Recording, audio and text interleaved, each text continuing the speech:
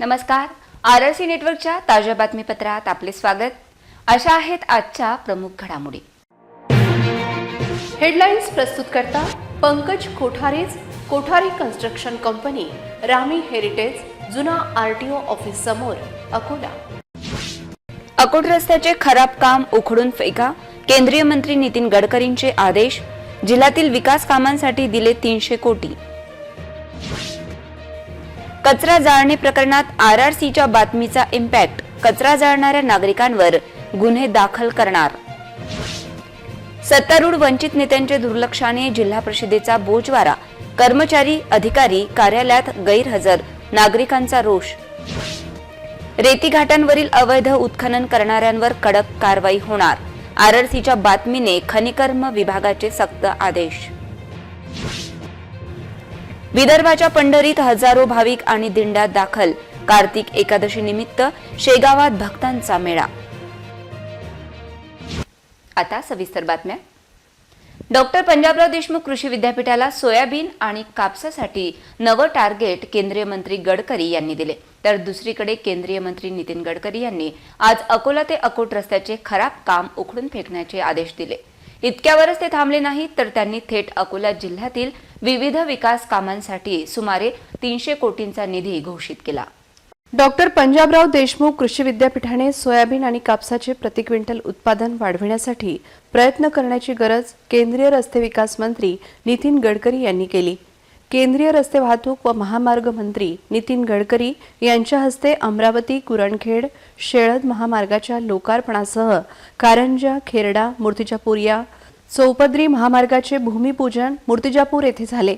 यावेळी केंद्रीय मंत्री नितीन गडकरी यांनी शेगाव देवरी फाटा येथे पुलाची तर बार्शी टाकळी उड्डाणपूल अकोला अकोट रस्त्यावर पूर्णा नदीवर नव्या पुलाची घोषणा केली. हे करताना त्यांनी अकोट रस्त्याचे खराब झालेले काम उखडून फेकण्याचे आदेश दिले. मी आज काही नवीन गोष्टी ॲन्युअल प्लॅनमध्ये घोषित करतोय. शेगाव ते देवरी फाटा पूर्णा नदीवर मोठा पूल 1.40 किलोमीटर 100 कोटी रुपये याची मंजूर केल्याची घोषणा करतो. बार्शी टाकळी इथे रेल्वे उड्डाणपुलाचं बांधकाम करणे 3.10 किलोमीटर 135 कोटी रुपये हाही मंजूर करतो. अकोला अकोट गांधीग्राम येथे आत्ताच प्रकाश भाऊंनी मला सांगितलं, पूर्णा नदीवर मोठ्या पुलाचे बांधकाम करण्याकरता 2.95 किलोमीटर 70 कोटी रुपये मी मंजूर करतो. त्याचबरोबर अकोला अकोट रस्त्याची अवस्था वाईट आहे. कॉन्ट्रॅक्टरनी खराब काम केलेलं आहे आणि म्हणून तो त्या रस्त्यावरचा दुसरा कॉन्ट्रॅक्टर आणलेला आहे. मला आत्ता सांगितलं 80-85% काम झालं. काही ठिकाणी खराब झालेलं आहे. ते सगळं उखडायला सांगितलेलं आहे. तुम्ही पण पहा, जिथे तिथे खराब असेल ते उखडून फेकू आणि पूर्ण रस्त्याचं चांगलं काम येत्या 3-4 महिन्याच्या आत पूर्ण करून देऊ असा विश्वास मी तुम्हाला देतो. कारण त्या रस्त्याची समस्या मोठी होती. या भागातलं सिंचन वाढवणं, दुग्ध व्यवसाय वाढवणं, या भागामध्ये मत्स्यशेती उभी करणं आणि त्याचबरोबर एकरी कापसाचं आणि सोयाबीनचं उत्पन्न वाढवणं याची आपल्याला सगळ्यात मोठी आवश्यकता आहे. माझ्या तालुक्यामध्ये मला यावर्षी पहिल्यांदा 11 क्विंटल सोयाबीनचं उत्पन्न झालं. तर ज्या कंपनीच्या लोकांना, मी तर शेती बघत नाही, माझी पत्नी बघते, ती आली आहे इथे, तर तिचा सत्कार करायला सगळेजण आले होते आमच्या गावात. पण आम्हाला विश्वास आहे की मी नुकताच पंजाबराव कृषी विद्यापीठात आलो होतो आणि विद्यापीठाने काही तंत्रज्ञान, काही चांगलं बियाणं आणलेलं आहे आणि त्याचा उपयोग करून मी कुलगुरूंवर जबाबदारी टाकली की विदर्भातल्या प्रत्येक शेतकऱ्याचं सोयाबीनचं उत्पन्न एकरी 15 क्विंटलच्या वरती आलं पाहिजे. विदर्भातल्या शेतकऱ्याचं कापसाचं उत्पन्न 20 क्विंटलच्या वरती आलं पाहिजे आणि विदर्भातल्या शेतकऱ्याचं ऊसाचं उत्पन्न कमीत कमी 80 टनाच्या वरती एकरी आलं पाहिजे. आरआरसी न्यूज व्यापक लोकहितामध्ये नायगाव येथील डम्पिंग ग्राउंडचा कचरा जाळण्याची बातमी बुधवारी प्रसारित केली. या बातमीने अकोला महापालिका खळबळून जागी झाली आहे. या ठिकाणी महापालिका कचरा जाळत नसल्याचे सांगत मनपा आरोग्य विभागाने हात झटकले आहेत, तर स्थानिक नागरिक कचरा जाळत असल्याचा आरोप महापालिका आरोग्य विभागाने केला आहे. नायगाव येथील डम्पिंग ग्राउंडवरील कचरा जाळण्यामागे मनपाचा हात नसल्याचा दावा करत आज महापालिकेने स्थानिक लोकांवर कचरा जाळण्याचा आरोप केला आहे. या कचरा जळीत प्रकरणाने नागरिकांच्या आरोग्याची गंभीर समस्या समोर आली असून रोज महापालिका येथील आग आटोक्यात आणण्याचा प्रयत्न करत असल्याचा दावा महापालिका अधिकाऱ्यांनी केला आहे. हिवाळ्यात धुक्याबरोबर धुराची चादर नायगाव आकोटफाईल परिसरात पसरत असल्याने या विषारी धुरांचा बंदोबस्त करण्याची गरज आहे. अन्यथा नागरिकांना श्वसनाचे विकार वाढण्याची भीती आहे. नायगाव येथील डम्पिंग ग्राउंडवर रोज कचरा जाळण्यात येतो. हजारो नागरिकांच्या मूलभूत अधिकारांचे हनन होत आहे. थेट लोकांच्या आरोग्याशी खेळ सुरू असताना महापालिकेने आता लोकांना कचरा न जाळण्याचे आवाहन केले आहे. या विषयावर ठोस उपाययोजना करण्याची मागणी स्थानिक नागरिकांनी केली आहे. कृत्य जे करत आहेत त्यामुळे नागरिकांना त्रास होत आहे हे आम्ही मान्य करतो, परंतु तरी देखील आमची पूर्ण समूह जी आहे अग्निशमन विभाग आणि स्वच्छता विभाग सतत प्रयत्न करत आहे की जेव्हा जेव्हा तिथे आग लागते त्वरित व्यवस्था करण्यात येते. आता या माध्यमातून माझी सर्व नागरिकांना सूचना आहे की आपणास जर त्या कुकृत्य करणाऱ्या नागरिकांची माहिती असेल तर कृपया ती माहिती प्रशासनाला उपलब्ध करून देण्यात यावी, जेणेकरून असा प्रकार पुन्हा होणार नाही. जिल्हा परिषदेतील सत्तारूढ वंचित बहुजन आघाडीच्या नेत्यांच्या दुर्लक्षामुळे जिल्हा परिषदेत सामान्य नागरिकांचे काम खोळंबल्याचे चित्र आहे. तर दुसरीकडे जिल्हा परिषदेचे अधिकारी आणि कर्मचारी यांच्यात प्रशासनाबद्दल धाक नसल्याने सकाळी कार्यालयीन वेळेत अनुपस्थिती कर्मचाऱ्यांची संख्या ही मोठी आहे. जिल्हा परिषदेच्या मुख्य कार्यकारी अधिकारी प्रशासन विभागाचा धाक आता संपल्यात जमा आहे. इतकेच काय तर जिल्हा परिषदेच्या सत्तारूढ वंचित आघाडीचा देखील वचक प्रशासनावर व अधिकाऱ्यांवर राहिला नसल्याचे चित्र आहे. त्यामुळे कार्यालयीन वेळेत जिल्हा परिषदेचे कर्मचारी गैरहजर असल्याचे चित्र असून यामुळे नागरिकांची कामे मात्र खोळंबल्याची माहिती आहे. ग्रामीण भागातील नागरिकांच्या तक्रारीचे निरसन होत नसल्याचा आरोप असून जिल्हा परिषद प्रशासन देखील दिवाळीच्या सुट्ट्यांपासून गायब असल्याचे चित्र आहे. वरिष्ठ अधिकाऱ्यांच्या दुर्लक्षामुळे जिल्हा परिषदेत सामान्य जनतेची कामे होत नसल्याचा आरोप होत आहे. तर प्रशासनातील अधिकारी आणि कर्मचारी यांची दिवाळी संपेल की नाही अशी विचारणा आता होत आहे. Mukesh Dhoke, RRC news, Akola. जिल्ह्यात सर्वत्र रेती माफियांचा उच्छाद पाहता जिल्हा खनिकर्म विभागाने त्वरित सर्व रेती घाटावरील रेती उत्खनन थांबविण्याचा आदेश दिला असून रेती उत्खनन करणाऱ्यांवर कडक कारवाई वेळप्रसंगी गुन्हा दाखल करण्याचा आदेश दिला आहे. रेतीच्या जिल्ह्यात विविध रेती घाटावर अवैध उत्खनन सुरू आहे. रेती माफिया शासनाला चुना लावत असल्याची बातमी RRC न्यूजने प्रसारित करताच आज जिल्हा खनिकर्म अधिकाऱ्यांनी याविषयी त्वरित कारवाईचे आदेश स्थानिक पातळीवरील अधिकाऱ्यांना दिले आहे. इतकेच नाही तर भरारी पथकाद्वारे देखील कारवाई करत अवैध रेती माफियांच्या विरोधात गुन्हे दाखल करण्याची तयारी प्रशासनाने केली आहे. रेती घाटावर मोठमोठाले खड्डे पडले असून रेती माफियांची नदी पात्र पूर्णपणे खोदून ठेवले आहे. स्थानिक तलाठी, तहसीलदार यांच्यासह खनिकर्म विभागाच्या अधिकाऱ्यांना कारवाईचे आदेश दिल्याची माहिती जिल्हा खनिकर्म अधिकारी यांनी दिली आहे. अकोला जिल्ह्यात ग्रामीण भागात काही नदी नाल्यांमधून मोठ्या प्रमाणात अवैध वाळूचे उत्खनन सुरू असून याबाबत खनिकर्म विभाग अलर्ट मोडवर आले असून अशा घटनांना आळा बसावा याकरिता जिल्ह्यात विविध भरारी पथके कार्यान्वित करण्यात आले असून स्थानिक सर्व तहसीलदार यांना कारवाई करण्याचे निर्देश दिले आहेत. वाळू घाटांचा लिलावची प्रक्रिया लवकरच पूर्ण करण्यात येणार असून वाळूची अवैध वाहतूक होऊ नये याकरिता जिल्हा स्तरावर कारवाई सुरू असल्याची माहिती खनिकर्म विभागामार्फत देण्यात आली आहे. अकोला जिल्ह्यातील 7ही तालुक्यामधील जे पण रेतीघाट असतील त्या रेतीघाटामधनं अवैध उत्खनन होत असेल रेतीबाबतचे ते आपण तहसीलदार लेवलला त्यांना भरारी पथके नेमायला निर्देश दिलेले आहेत.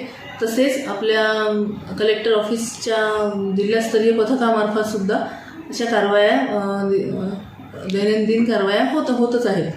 आणि ही आपले रेतीघाटाबाबत निविदेची प्रक्रिया चालू करण्यात आलेली आहे. ती प्रक्रिया झाल्यानंतर सुद्धा ग्राहकांना 600 रुपये दराने वाळू उपलब्ध होणार आहेत.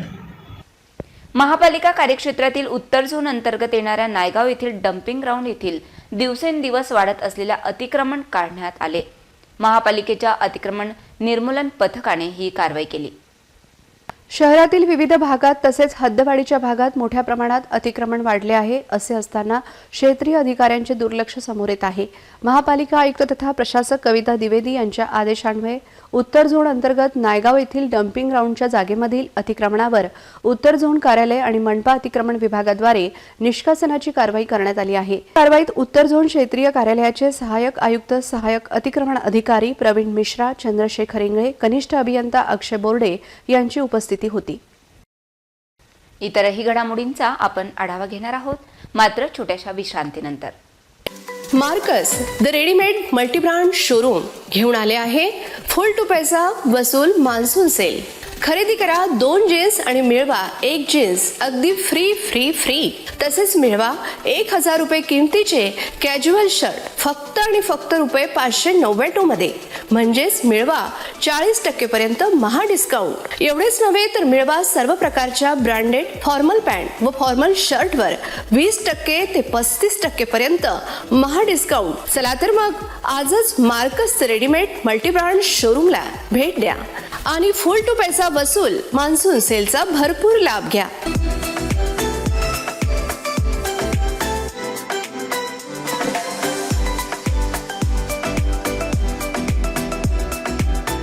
तर आमचा पत्ता आहे Marcus the readymade multibrand showroom, LRT college road, Raghuvanshi Mangal कार्यालयाच्या बाजूला, अकोला. विश्रांतीनंतर पुन्हा एकदा तुम्हा सर्वांचं हार्दिक स्वागत. विघ्नहर्ता multistate cooperative credit society Akola शाखेचे उद्घाटन परमपूज्य सद्गुरू श्री गुरुजी यांच्या हस्ते पार पडले. संस्थेचे चेअरमन डॉक्टर विकास महामुनीजी व डायरेक्टर श्री विजय पुसदेकर सर उपस्थित होते. विघ्नहर्ता multistate cooperative credit society limited Akola शाखा ब्लॅकबेरी कॉम्प्लेक्स, रतनलाल प्लॉट चौक, अकोला येथे सुरू झाली आहे. विदर्भातील पहिले रिजनल ऑफिस अकोलाची सुरुवात रवींद्र फाटे यांनी केली आहे. या प्रसंगी विघ्नहर्ताच्या व्यवसायाची रूपरेषा संस्थेचे संस्थापक श्री डॉक्टर विकास महामुनी सरांनी माहिती दिली.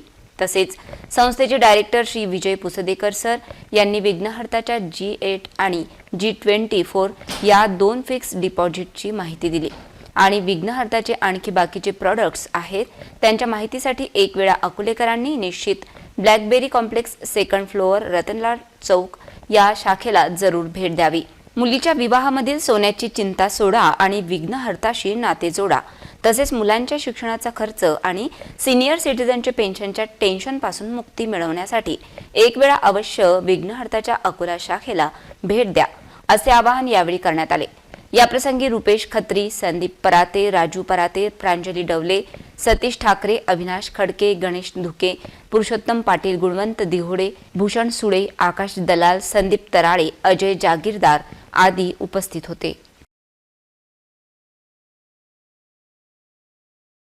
मी विजय पुसदेकर, डायरेक्टर विघ्नहर्ता multi-state credit cooperative society Thane, Mumbai, Navi Mumbai branch. आज इथे अकोल्याला रवींद्र पाटे सरांनी जे इथे ब्रँच ओपन केली त्याबद्दल त्यांना शुभेच्छा देतो आणि या ब्रँचला भरभराटी.